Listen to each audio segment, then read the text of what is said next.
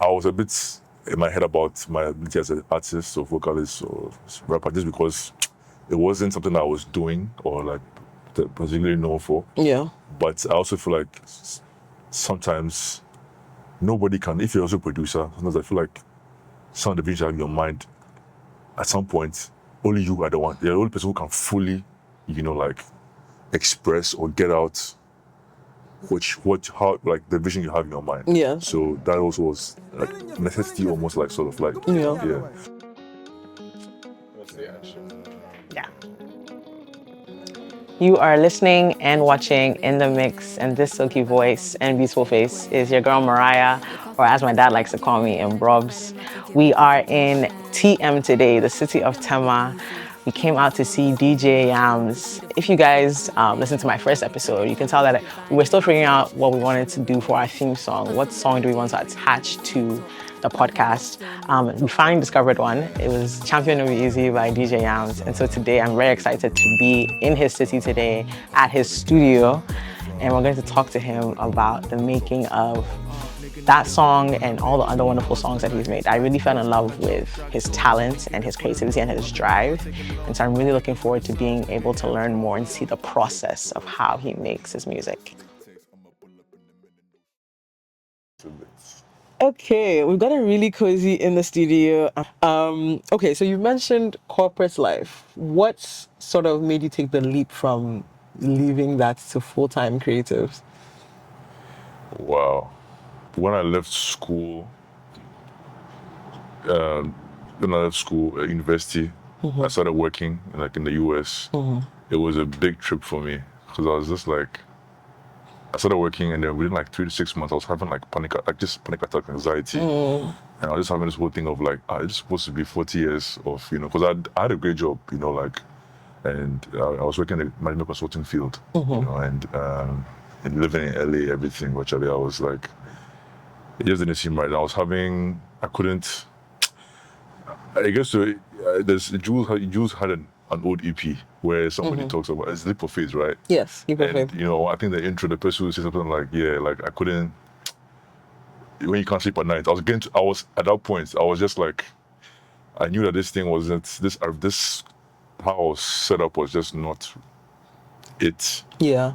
I knew I loved the arts. I just didn't know how to be involved in it. I've always loved the arts, right? Yes. So I remember watching like different ones, and that thing really just like the Gina Ivan, Dr. Dre biopic. That really just like was like, we did the word inside. We enjoy people taking better themselves and their passions, right? Why should I be any different? So that 2017 was like a year of deep introspection. I started journaling. My family came.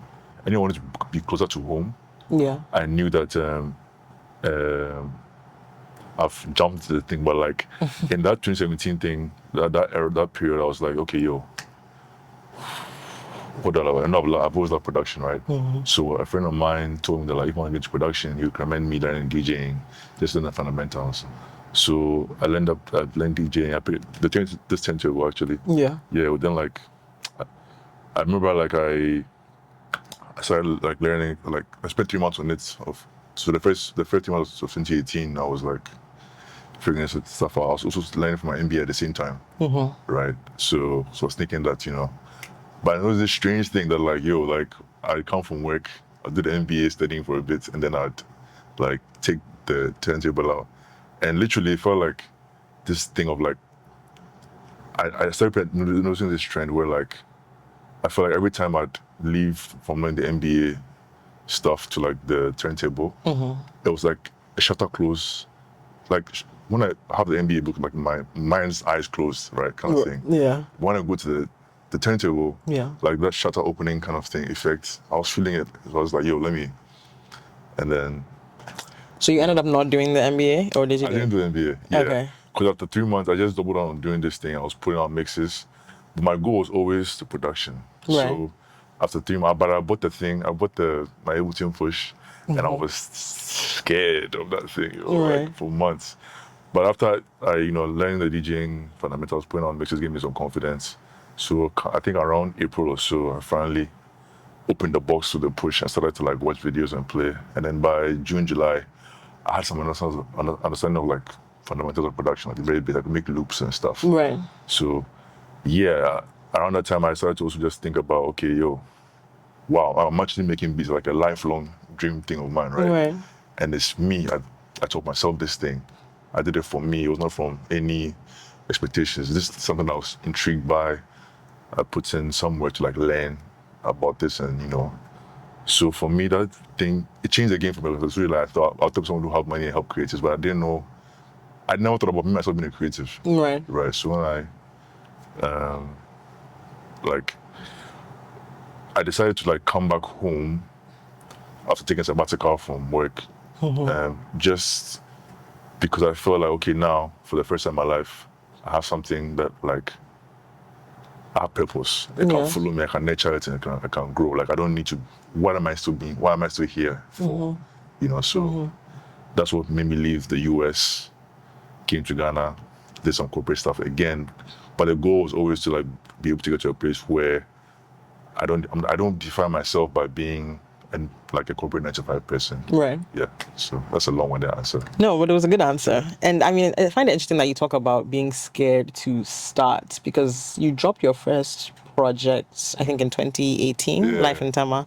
That seems like a pretty quick turnover from being from not knowing anything at all to being able to produce your first project. So I think, I mean, it clearly kind of shows that you were ready on some level. I give the version of myself at that time the most credit, because that guy was so courageous, so brave. He didn't think plenty. Like, I want to do this thing, make a steady, like look inside small, then make a just do it. Like down, and I loved that energy I had at the time. Yeah. That version of myself was very, very, very, very brave guy. Brave, yeah.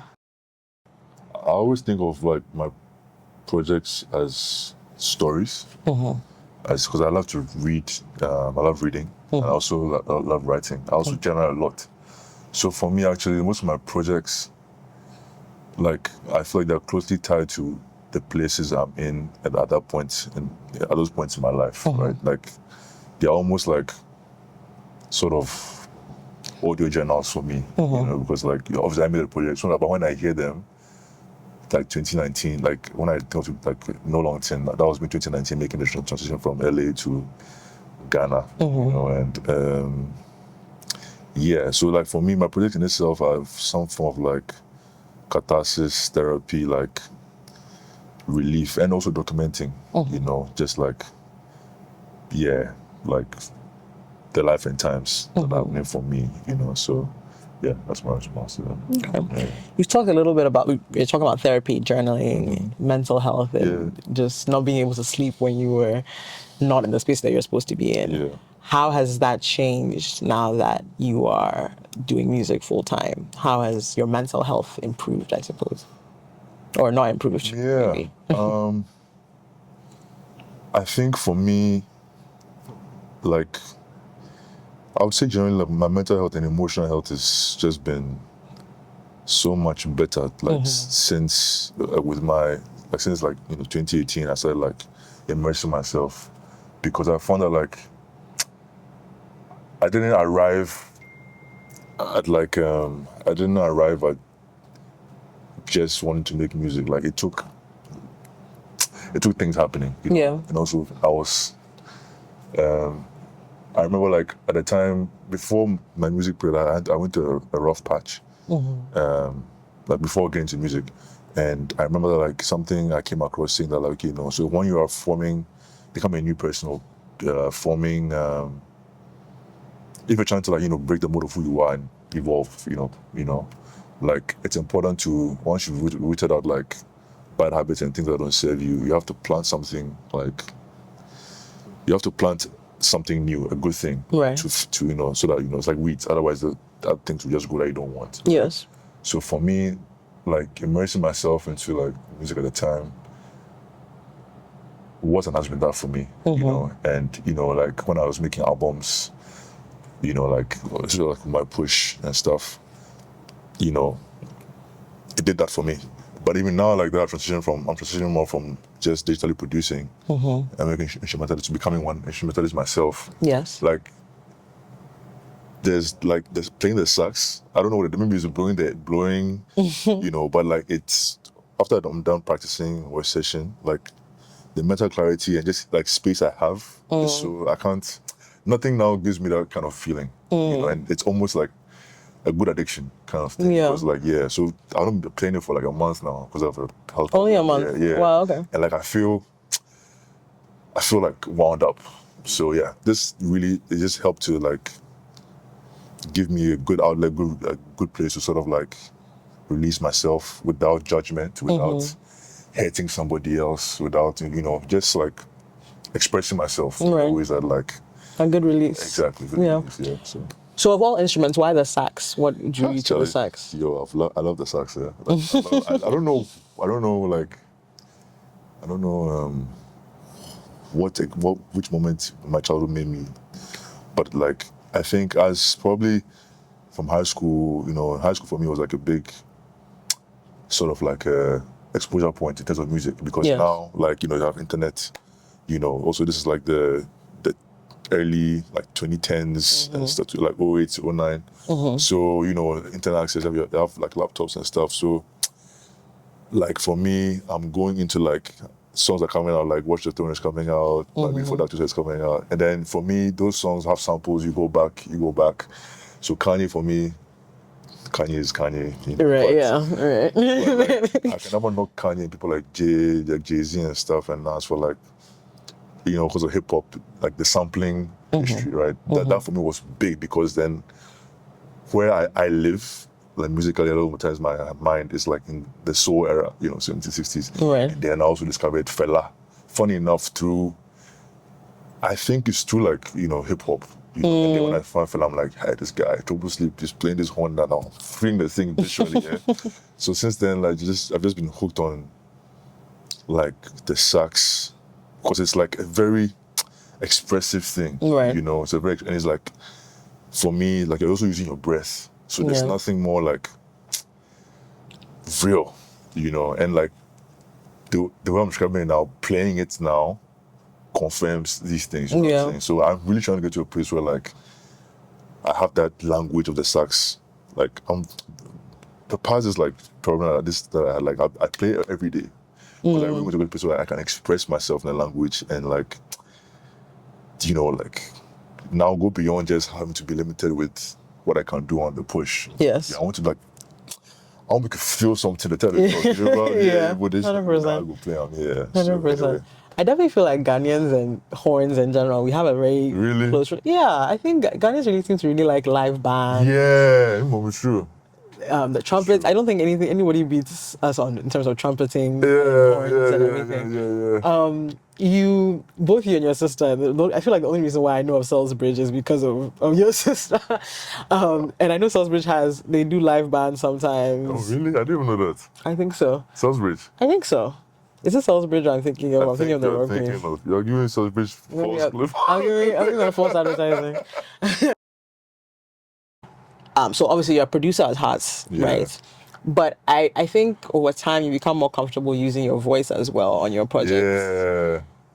What made you get more comfortable having your voice on projects? And not just talking, you're rapping, you're working with your features. There's just generally more vocals. You started off with more just beats and instrumentals. Yeah. And now I think there's a lot more vocals. Yeah. Well, I never had it in mind to be like a vocalist, a rapper or anything. I do love to write, and I like the challenge of writing to like a theme and like that fits like a sonic, like a beat. Right. The time I presented myself the most as an artist was 27 Accra Town, and that was for a few reasons. First, like I used to be, I feel like I was telling a story, and a story about like our generation, like coming up now we're coming of age, right? But like it's not something that I could. You needed to have, the way I thought of that story, you needed to have a central character running through, and I couldn't do it from at the time. It had to be a lived and real approach. You get what I'm saying? Right. So I couldn't hide behind it. And also just to then also for me challenge myself, because I said like, at the time I approached the album like, I don't say a lot, but like it was my last album because I was like, yo, so if I'm going to do my last album, how I would do if I was going to do my last album, how would I do it in the way that like I know like yo, I did this, Yeah. and I can say I did this and have no regrets if like I don't go make anything again, right? Yeah. So I came with it and I enjoyed just like yo, let's embody this thing, you know. I was a bit in my head about my ability as an artist or vocalist or rapper just because it wasn't something that I was doing or like particularly known for. Yeah. But I also feel like sometimes nobody can, if you're also a producer, sometimes I feel like some of the visions you have in your mind, at some point, only you are you're the only person who can fully, you know, like express or get out how like the vision you have in your mind. Yeah. So that also was like necessity, almost like sort of like Yeah. But more of like I wanted to be like, yo, if I'm to walk away, I can do it with pride. It definitely felt like that. It's like listening through all your projects, it definitely felt like this was like it felt like a magnum opus, I think. Yeah, thank you. I'm sure, but I mean, you dropped your project after that. Which one? Too Sweet. Yes. So, I mean, you saying that you wanted that one to be, you're thinking of that being your last album. Are you planning on ending your music career or? So someone told me some years ago like that I should never think of like Yamz and then just think about Yamz evolving, right? Mm-hmm. I mean, I'll be honest and say like after 27 Accra, I was tired. I was like tired, man. I was like, I also didn't enjoy making music the same. I was not so in love with the other aspects beyond you making the music, Mm-hmm. you know. And I had to come to terms with like, okay, guy, you're not just decide what is success for you with this thing because clearly you've been working, you've met your goals, but in terms of let's say like, you know, like being okay, like okay, if you wanted your thing to reach this way, a certain way, like, are you doing those things to put you there, and like, and are you comfortable doing those things? I think I was, Reflecting on that. yeah, but there was a lot of pressure I put on myself for 27 Accra Town. Yeah. And I wanted to do this thing because I feel like for me, all my other projects prior to that point were me still learning the craft of production and like my skill sets as a producer and as an artist. Right. So I wanted to put all those things to like apply all those learnings in that project. Right.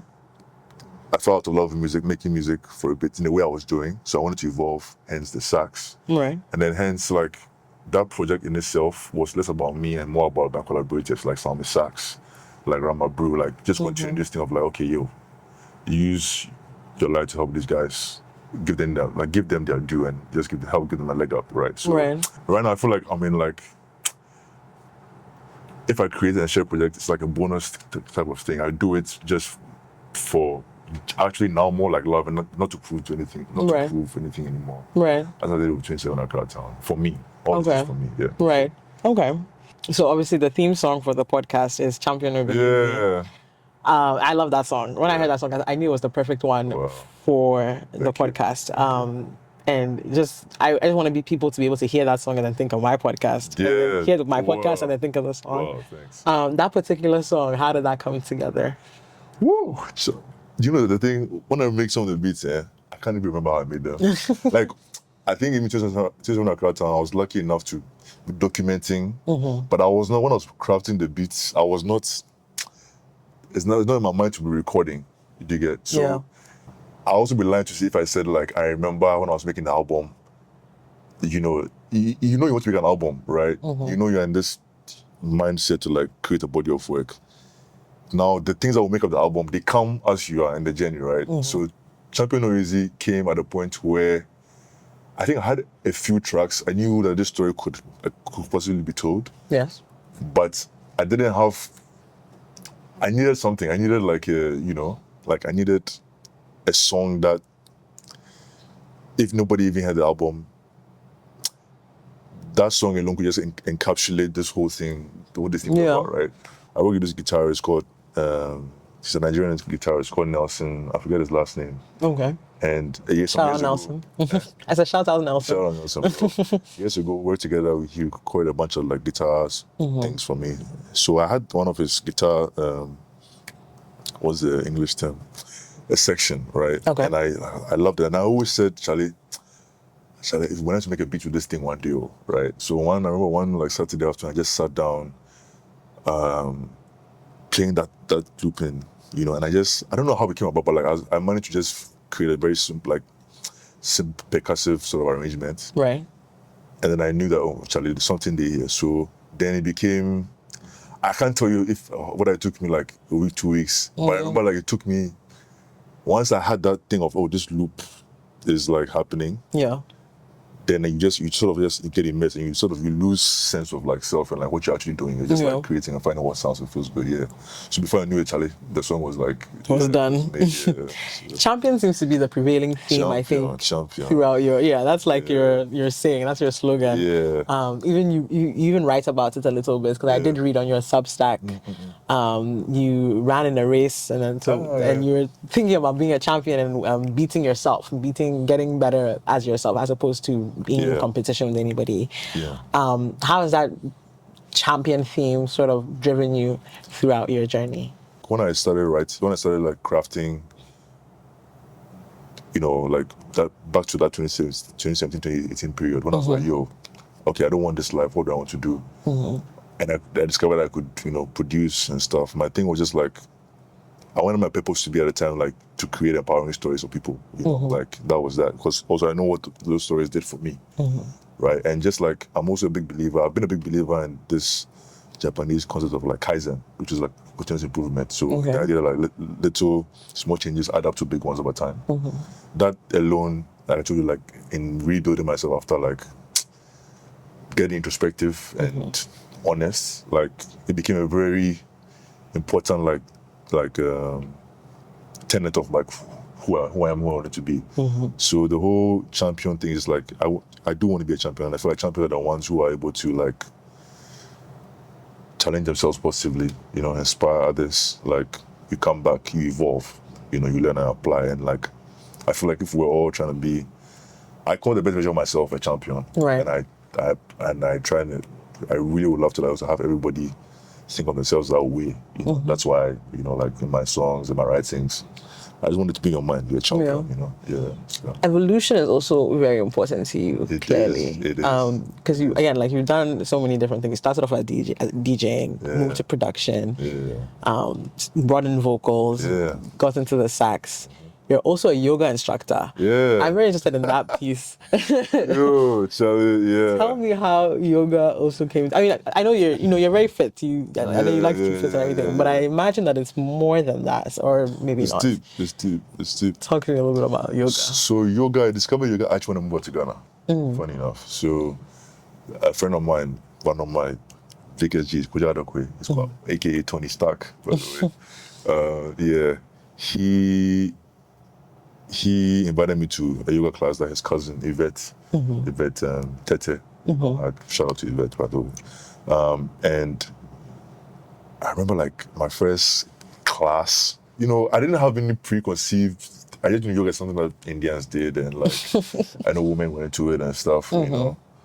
But then I did the thing, I was like my first class, I'm trying to do like a down dog, and I'm like, what is this thing? You know, like I was struggling and stuff. And then after I was going to classes like weekly, and then I go to a place where like when I get home from work, I just like go on the mat, and I started to notice that I'd feel better because I feel like, you know, moving back to Ghana, there was a lot of like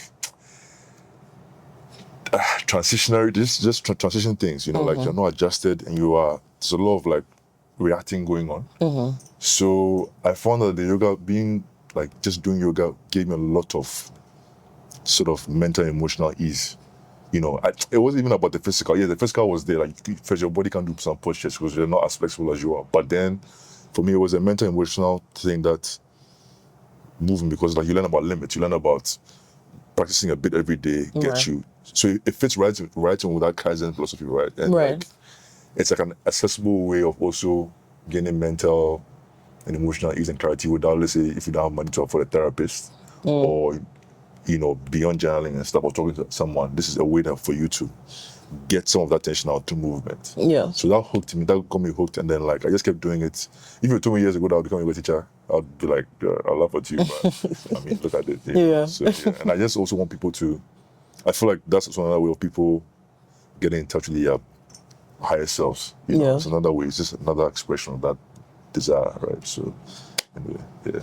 So now you have your own class that you teach and everything. How many students do you have?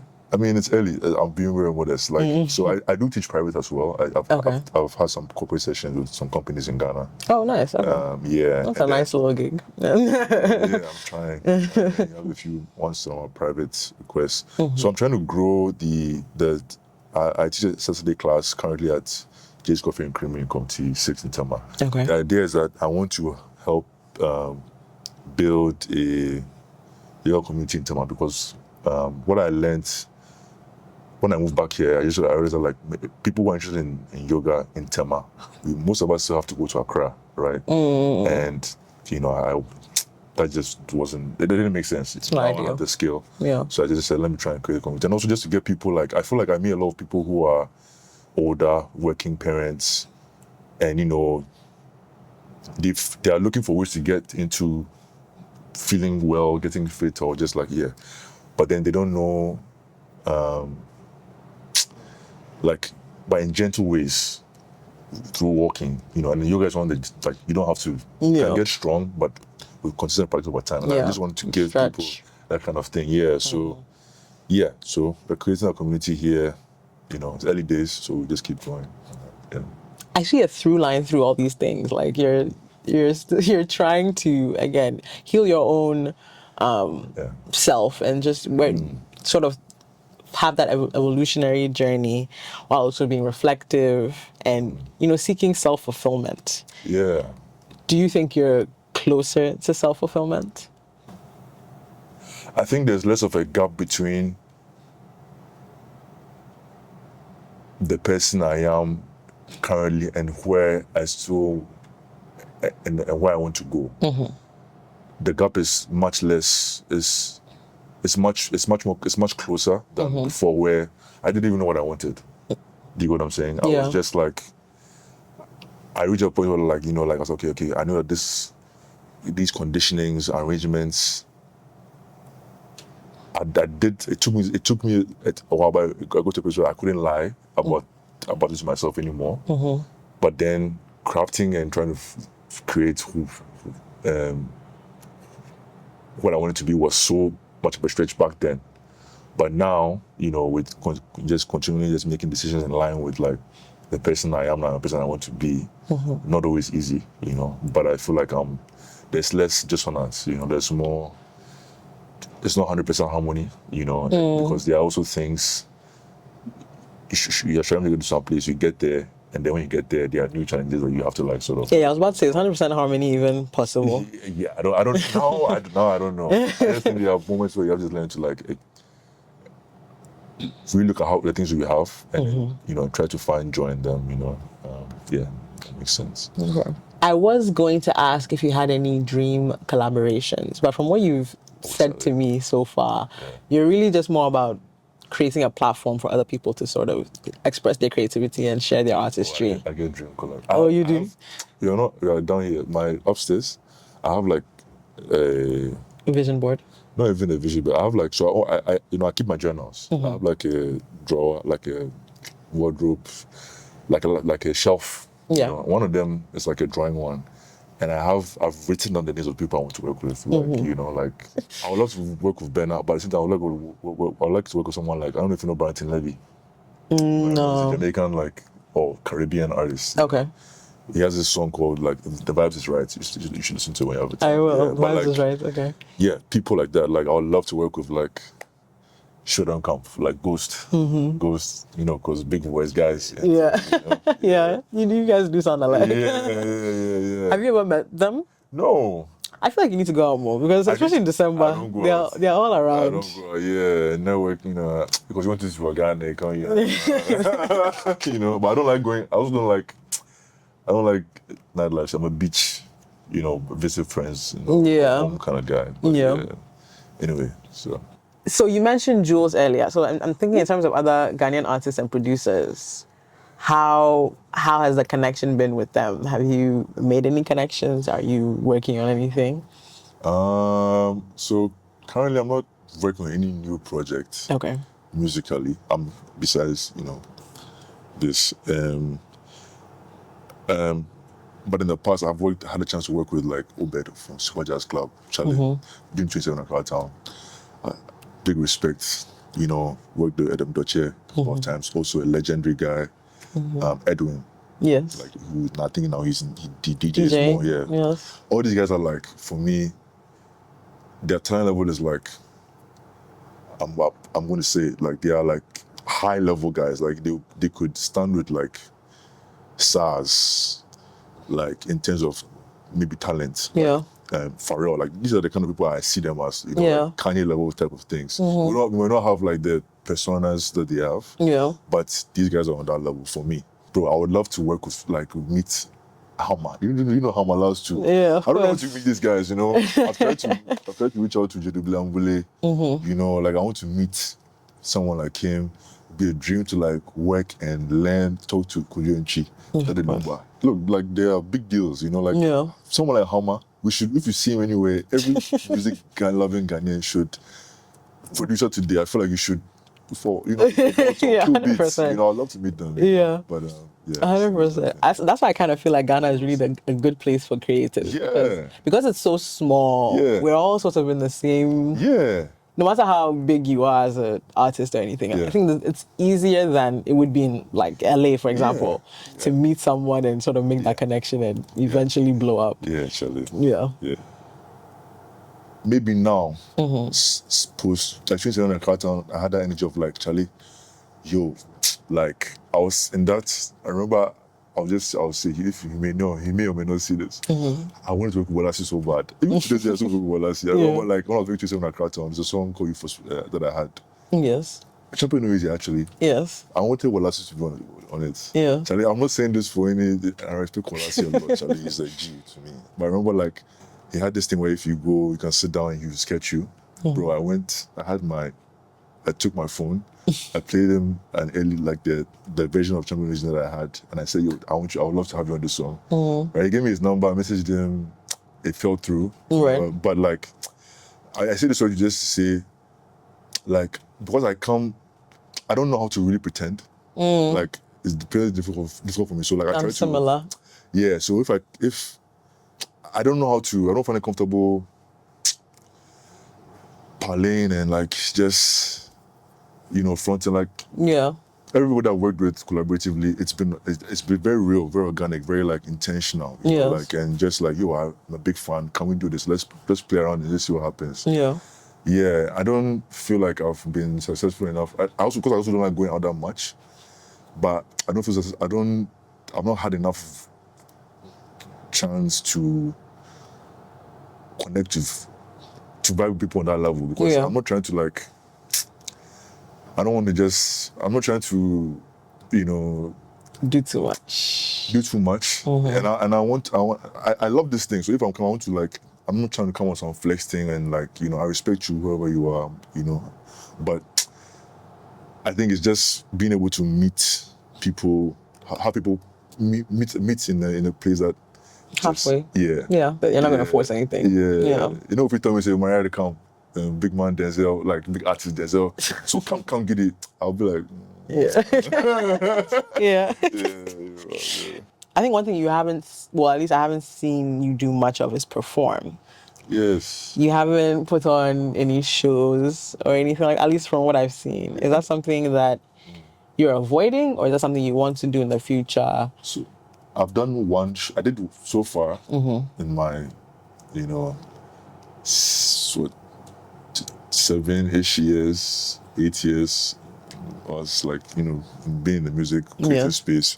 I've done one show. I did it in Tema in 2023. At the, it's called the House. It's going to be 6 in my good friend Nana Opoku's studio. I'm blanking on the name right now. The artist Nana Opoku, Afroscope. Okay. He has a studio for artists, like the Artist Campus, I remember the name. Yeah, I've done a show there. I probably should have done be more proactive in doing shows. I tried to get something on CTFM some time back, but I think that I didn't have the desire to, in a sense that because I love people, but I'm also I'm more introverted than people may see. I like my space, so I like, Yeah. I'm an introverted extrovert, and I'm just share about you guys.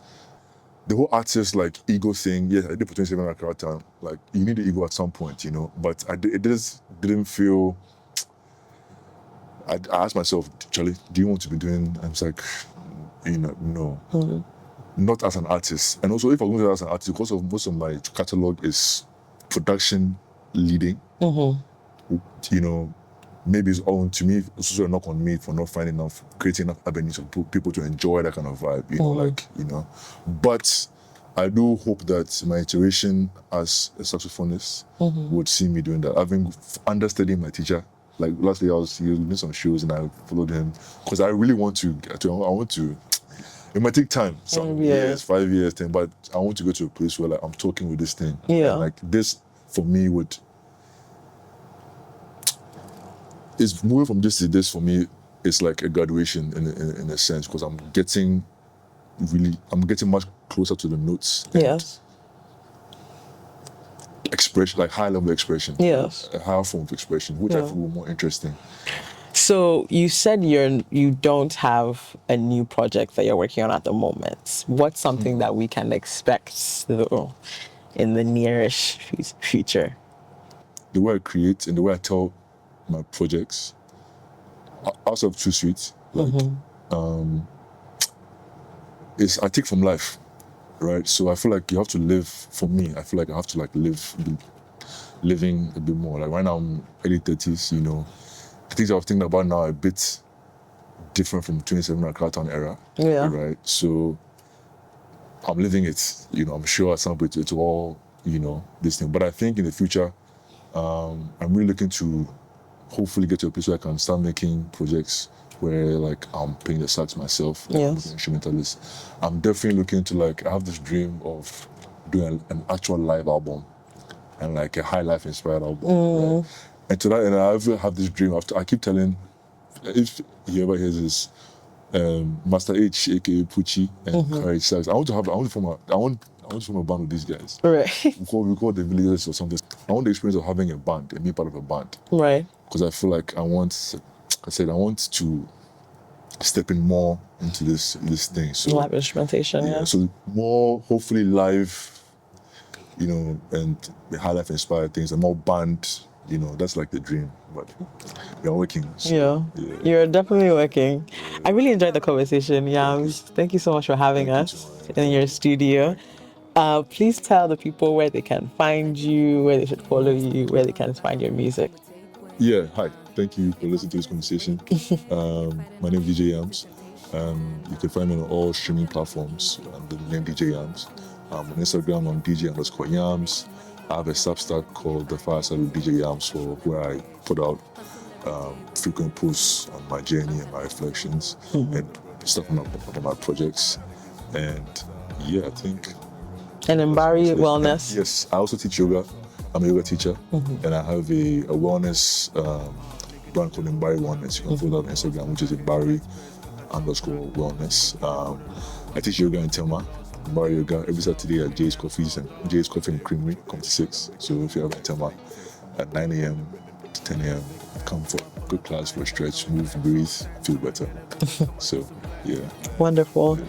This has been In the Mix. I've been your host, Mariah. I've been with DJ Yamz, and we've had a really good day. This is the start of season 2, so there's about to be very exciting conversations. More to come. Thank you. Yay! I feel like I want to, I feel like in terms of making money or at least having, I like a lot of old school music. Yeah. So I want to be able to like DJ for the parents. Oh, okay. I want like some +233. Yeah.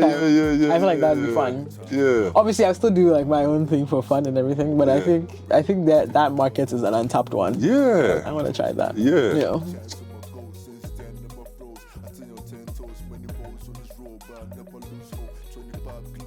Man, I almost lost hope, like in every doors rust, swear like I choke. 1997 till the day I go to heaven. I'm a hard-headed beast. I'ma never learn my lesson. When I talk to the priest, he tell me it's confession higher than the Messiah.